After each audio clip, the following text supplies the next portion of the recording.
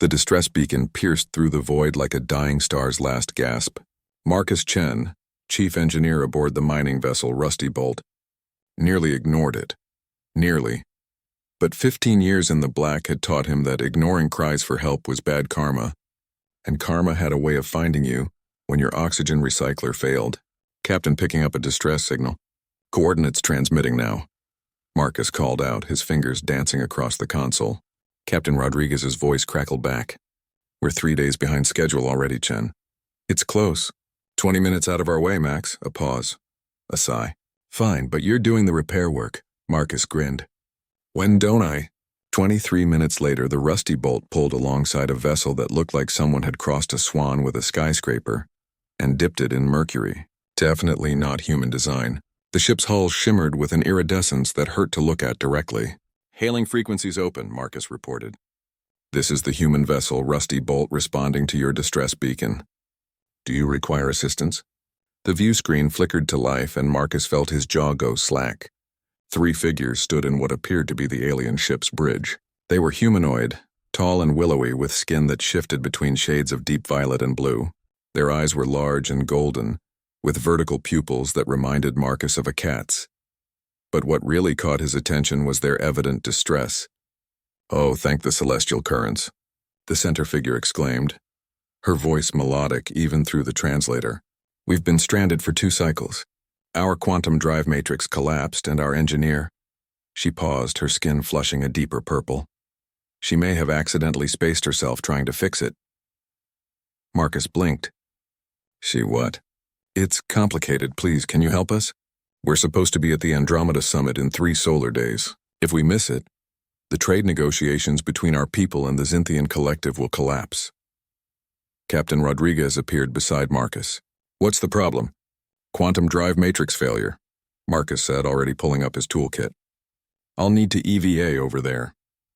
You know how to fix alien quantum drives now? Marcus shrugged. How different can it be from a human one?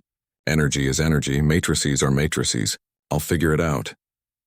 2 hours later, Marcus was elbow-deep in what he could only describe as organized chaos. The alien ship's engineering bay was a maze of crystalline conduits and pulsing energy streams that seemed to defy several laws of physics he'd learned in school. The 3 aliens, Syra, Lyria, and Kessa as they'd introduced themselves, hovered nearby, their expressions cycling between hope and anxiety. Your technology is so primitive, Syra said, watching Marcus use what was essentially a modified wrench. How do you travel the stars? Marcus laughed, not taking offense. Carefully. And with a lot of duct tape. Duct tape? Adhesive bonding strips. Very sticky. Fixes everything.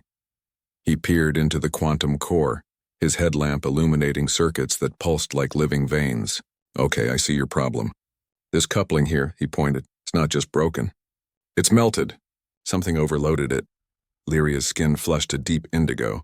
That may have been me. I tried to reroute power from the secondary manifold. Through the primary coupling? Was that wrong? Marcus sucked air through his teeth. In human ships, that would have caused an explosion. You're lucky your safety systems are better than ours. He pulled out a component from his kit.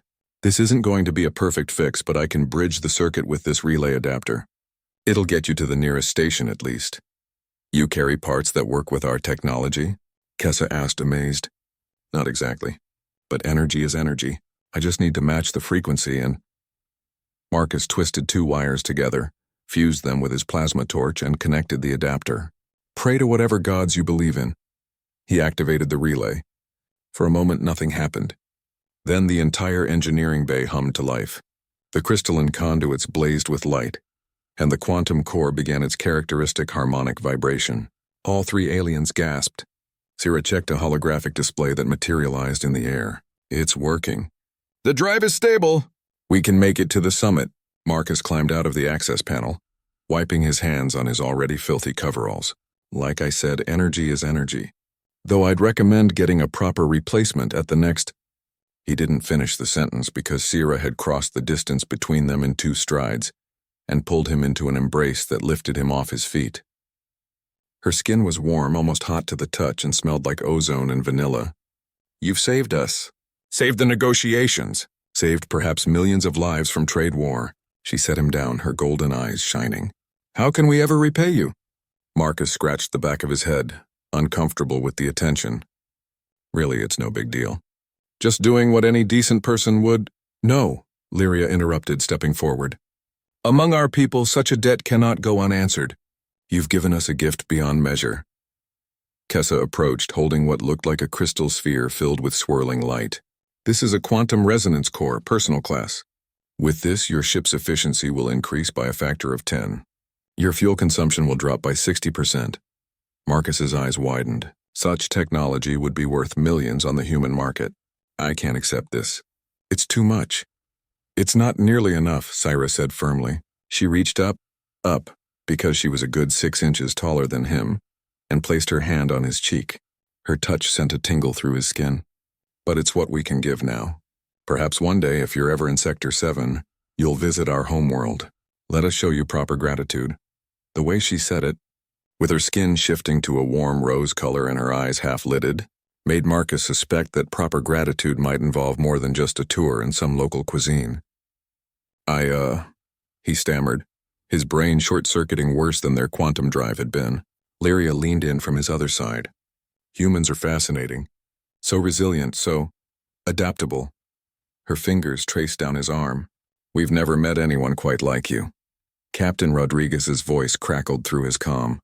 "Chen, status report. Are we done playing interstellar mechanic?" Marcus cleared his throat, stepping back reluctantly. Yeah, Captain. Ship's fixed. Heading back now." As he made his way to the airlock, Sierra called out, "Remember, Marcus Chen, Sector 7, Ethra Prime. Ask for the House of Silver Streams. We'll be waiting." Back aboard the Rusty Bolt, Captain Rodriguez eyed the quantum resonance core in Marcus's hands. "What the hell is that?" "Alien tech. They said it'll make the ship 10 times more efficient." "And that's all they gave you? For saving their diplomatic mission?" Marcus thought about 3 pairs of golden eyes, warm touches, and an invitation to a world he'd never heard of. He smiled. "Yeah, Captain. That's all." But as the Rusty Bolt pulled away and the silver ship engaged its newly repaired quantum drive in a flash of light, Marcus found himself already plotting a course to Sector 7. Some rewards, he figured, were worth the journey. After all, he still had that roll of duct tape in his kit. Who knew what else in the galaxy needed fixing?